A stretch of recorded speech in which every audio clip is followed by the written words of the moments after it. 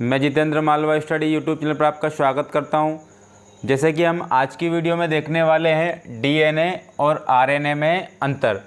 तो DNA RNA में क्या अंतर होते हैं और किस बेस्ड पर अंतर होते हैं, वो ये 7 तरीक़ों से मैंने इसमें अंतर डिफाइंड किया है।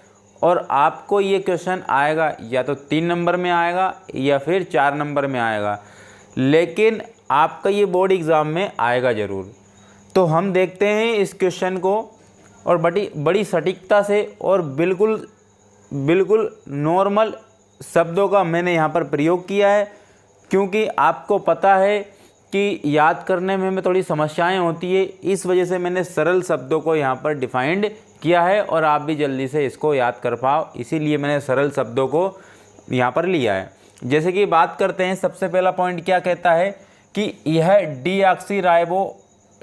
डीऑक्सीराइबो न्यूक्लिक एसिड का बना होता है। अर्थात मैं बोल सकता हूँ कि डीएनए का फुल फॉर्म होता है deoxyribose nucleic acid. Deoxyribose, N का मतलब न्यूक्लिक, यहाँ पे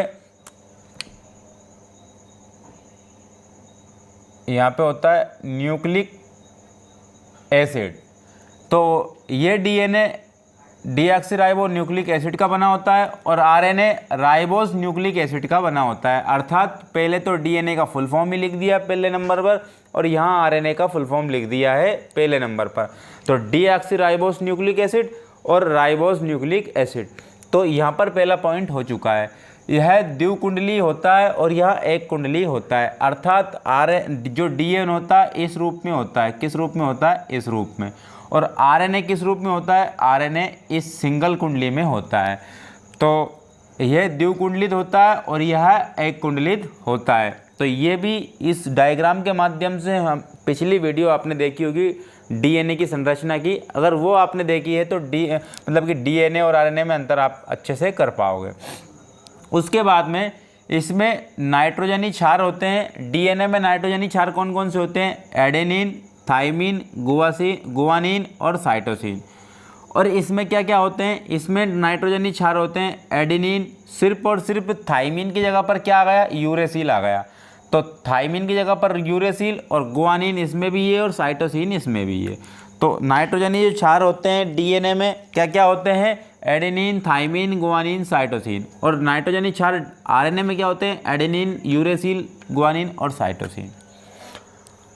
यह आनुवांशिकी होता है, डीएनए आनुवांशिकी होता है और यह आनुवांशिकी के लिए जिम्मेदार नहीं होता है।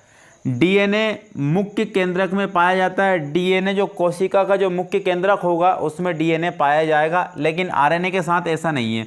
तो आरएनए मुख्य केंद्रक में तो पाया ही जाएगा, लेकिन उसके साथ साथ में कोशिका द्रव में भी पाया जाता है। तो आरएनए कोशिका द्रव के साथ मतलब केंद्रक के साथ साथ किस में पाया जाता है? कोशिका द्रव में पाया जाता है। और डीएनए मुख्य केंद्रक में ही पाया जाता है कोशिका के। इसमें बात कर ले छठे पॉइंट में, इसमें थाइमिन होता है लेकिन यूरेसिल अनुपस्थित यानी कि अभाव होता है।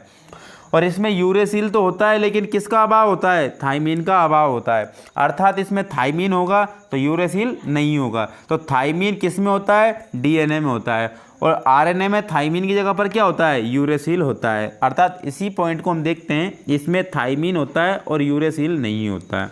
इसमें यूरेसिल होता है और थाइमिन नहीं होता है। अब इसको देखो डीएनए को, यह आनुवांशिकी को दूसरी पीढ़ी में स्थानांतरण करने का कार्य करता है। तो डीएनए का कार्य क्या है? एक पीढ़ी से दूसरी पीढ़ी में आनुवांशिकता को यानी कि आनुवांशिक गुण को पहुंचाना। और यह प्रोटीन संश्लेषण का कार्य करता है। तो आरएनए क्या करता है? प्रोटीन संश्लेषण का कार्य करता है। डीएनए से देखो, डीएनए में क्या होता है? थाइमिन होता है और थाइमिन की जगह पर अगर यूरेसिल आता तो वो क्या बन जाता है? आरएनए। और आरएनए से ही फिर क्या निर्माण होता है? प्रोटीन का निर्माण होता है। तो प्रोटीन का निर्माण कौन करता है? यानी कि प्रोटीन का संश्लेषण कौन करता है? आरएनए करता है। तो ये हमने 7 पॉइंट देख लिए हैं और ये 7 पॉइंट आपको बहुत ही अच्छे से समझ में आ चुके होंगे। आप इसका स्क्रीनशॉट भी ले सकते हो और ये बोर्ड परीक्षा में आना तय है। देखो, मैंने आपको सिर्फ और सिर्फ अभी 2-3 बातें बताई है। सबसे पहले तो मैंने बताया डीएनए की संरचना बताई, वो 100 in 1% आएगी और डीएनए और आरएनए में अंतर भी आएगा। तो इन क्वेश्चनों को आप बहुत ही बेहतर तरीके से कंप्लीट करके रखना, क्योंकि जब आप बोर्ड एग्ज़ाम में जाओगे तो ये क्वेश्चन आपको सामने मिलेंगे। अगर इन क्वेश्चनों को आप कंप्लीट करते हो तो आपके 4 नंबर के जो 3 या 4 नंबर में कंप्लीट होने वाले हैं।